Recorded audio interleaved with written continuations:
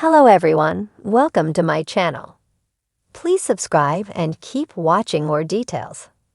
Chicago Med, Chicago Fire, Chicago PD renewed at NBC.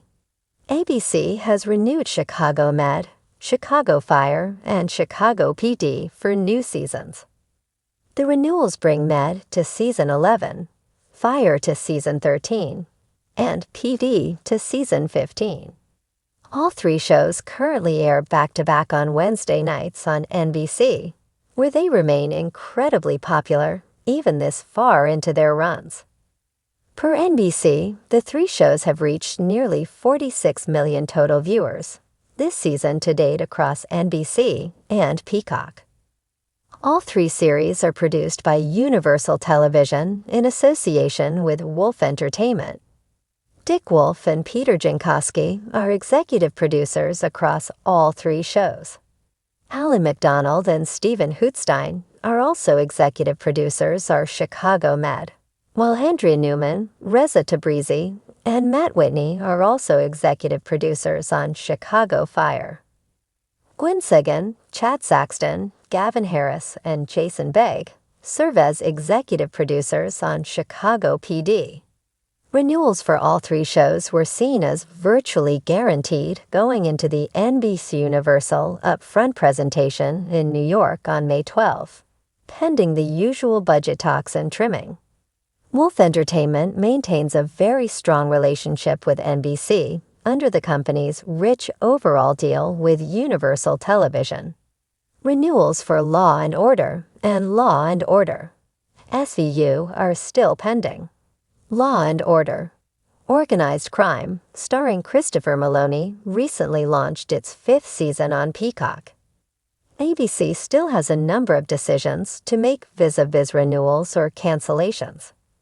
In addition to the two Law and Order shows, announcements are pending for freshman dramas, Suits La, Brilliant Minds, Grosse Pointe Garden Society, and The Hunting Party.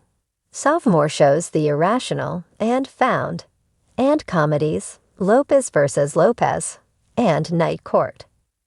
The sun hadn't risen yet, but Chicago never really slept.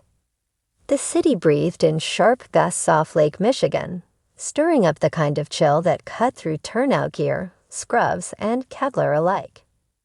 At Firehouse 51, the day began with a bang, literally. The call came in just before 6 a.m. Multi-vehicle pileup on Lower Walker with multiple injuries and one semi-leaking fuel. Let's move. Chief Bowden's voice echoed off the concrete walls as the team rushed into action. Kelly Severide tossed on his jacket, eyes already calculating the scene they hadn't yet reached. Behind him, Stella Kidd followed, tightening her gloves. I hate Lower Walker. It's like the city's underworld, she muttered, climbing into the truck. Across town, at Chicago Med, Dr. Ethan Choi was finishing a night shift, counting down the minutes until he could hand off the ED. Just then, Maggie Lockwood burst through the swinging doors with her phone in hand. Mass casualty alert, she said. Car pileup. Ambulances en route. Poise fatigue vanished instantly. I'll stay. Where's Dr. Halstead? In surgery, Maggie replied, Your running point for the ED. Not far away, Detective Haley Upton and Surgeon Hank Voigt of Chicago PD were drinking lukewarm coffee in the squad room when the call came in. Looks like the pileup might not have been an accident, Voigt said, hanging up his phone. Witnesses say one of the cars was being chased. By who? Upton asked. Let's find out, Voigt replied grimly. We're headed to the scene. The wreckage was catastrophic. At least 10 vehicles were crumpled together like soda cans, with one semi flipped on its side, its leaking cargo stinking of gasoline.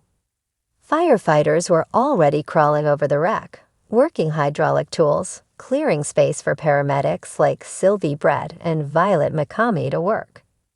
Got a live one pinned under the SUV, Severide called out. We need cribing and the jaws. Gallo sprinted in with equipment while crews helped brace the vehicle. Severide worked with surgical precision, cutting, lifting, shifting, until they pulled the man free. His leg was crushed and his breathing shallow, but he was alive. "Vitals are crashing," Brett called. "We need to get him to med now." At Chicago Med, the trauma bay was chaos. Dr. Choi worked alongside April Sexton and Sharon Goodwin, stabilizing one patient while Dr. Marcel and Dr. Halstead sprinted in with another. "This one's in VTAC." Halstead shouted, "We're losing him." "Paddles, now," Marcel yelled. With a jolt, the man's body arched. Once, twice, then a steady beep returned to the monitor. Halstead exhaled. "That's one back." Meanwhile, Upton and Voigt arrived at the crash site. Officer Kevin Atwater waved them over. "Security cam from the underpass caught this," he said, showing them a grainy clip. A dark sedan was tailing one of the cars at high speed. Plate matches a known gang runner. "Which means this wasn't just bad luck," Voigt said. "It was a hit gone wrong." Upton looked over the scene. Then some of these victims weren't in the wrong place. Working on a young woman with shrapnel wounds when the girl grabbed her hand, eyes wide with panic. "My brother, he was driving the silver Hyundai. They were after him. He said he saw something he shouldn't have." April met Choi's eyes over the girl's shoulder. The emergency was quickly turning into something bigger. "Call PD," Choi said. "They need to talk to her." In the hospital waiting room, Stella found herself pacing, unable to sit still. One of the victims had been a teenage boy they'd pulled from a crushed cab. He reminded her of a younger version of Gallo. She needed to know he'd made it. Sylvie approached with 2 coffee cups. "He's in surgery. Will's scrubbing in. He's got the best shot with him." "I know," Stella said, taking the cup. "Still, some days just hit harder." Sylvie nodded. "Yeah, this city's heady sometimes." Later that evening, the sun was dipping low, casting long shadows through the ED windows. One by one, families were reunited, and those who weren't waited in silent worry. Voigt and Upton stood with April, who helped them piece together the girl's account. She said her brother worked late cleaning at a warehouse on the south side. Upton said, "Saw some kind of weapons deal. He tried to report it anonymously, but someone found out. So they tried to shut him up. With a car crash," Voigt growled. "We'll handle it." Elsewhere in the ED, Severide checked in on a firefighter who had been injured at the scene, a rookie from another house. "You did good," he said, clapping the young man on the shoulder. "Rest up. You'll be back before you know it." In the staff lounge, Halstead sat beside Marcel, both sipping from mugs, both looking like they'd aged 5 years in 12 hours. "Think we saved more than we lost today?" Halstead asked quietly. Marcel gave a tired nod. "Yeah, barely. But yeah." Night fell again. The longest shift was finally winding down. Firehouse 51 headed back to quarters, their trucks quieter than usual.